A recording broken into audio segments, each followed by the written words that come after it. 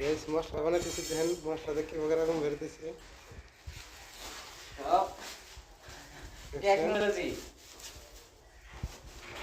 কিভাবে আগুন বেরোতেছে, যত ক্ষুদ্র তত মানে আগুন আরো কমকে দেওয়াই যাবে। এই যে এই যে টেকনোলজি টেকনোলজি। খুব জনে খুব দিছে।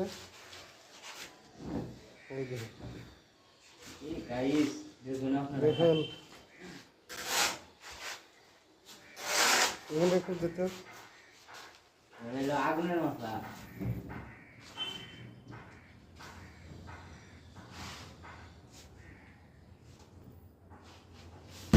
আগুনের মশলা, এটা পানির মশলা না রে। এই হিসেবে নেন তো ব্যাস।